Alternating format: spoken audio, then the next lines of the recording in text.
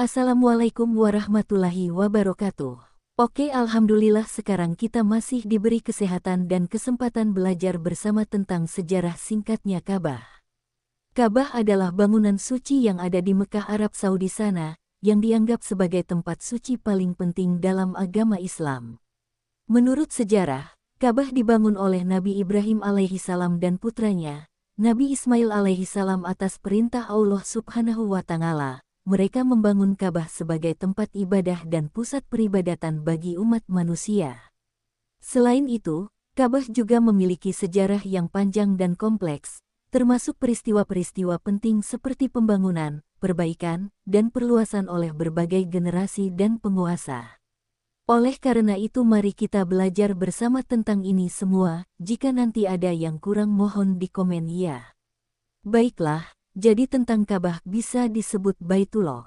Adalah bangunan suci yang terletak di pusat Masjidil Haram, Mekah atau Arab Saudi. Ka'bah dianggap sebagai tempat suci paling penting dalam agama Islam dan merupakan tujuan utama bagi jamaah haji dan umroh. Sejarah Ka'bah dimulai dari zaman Nabi Ibrahim alaihissalam, yang membangun Ka'bah bersama putranya, Ismail alaihissalam, atas perintah Allah SWT.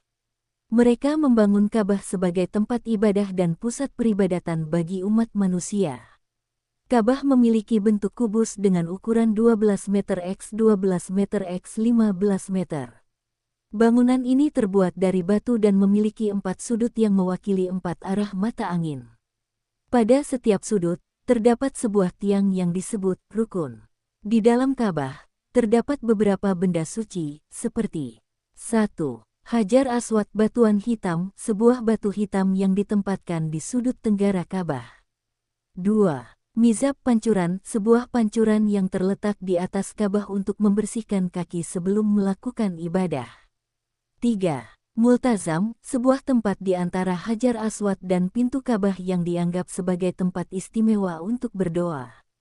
Ka'bah juga memiliki beberapa rukun dan tradisi yang terkait dengan ibadah haji dan umroh, seperti 1. Tawaf, mengelilingi Ka'bah sebanyak 7 kali sebagai bagian dari ritual haji dan umroh. 2. Sa'i, berlari-lari kecil antara Bukit Safa dan Bukit Marwah sebagai bagian dari ritual haji dan umroh. 3. Wukuf, berdiam diri di Padang Arafah pada hari ke-9 bulan Zulhijjah sebagai bagian dari ritual haji. Itulah sedikit tentang Ka'bah. Apakah kalian semua ingin tahu lebih banyak tentang rukun haji dan umroh atau sejarah Islam lainnya? Tetap pantengin terus channel ini ya. Jangan lupa klik subscribe, like, dan share agar tidak ketinggalan cerita lainnya. Tunggu cerita selanjutnya masih tentang Ka'bah. Terima kasih. Wassalamualaikum warahmatullahi wabarakatuh.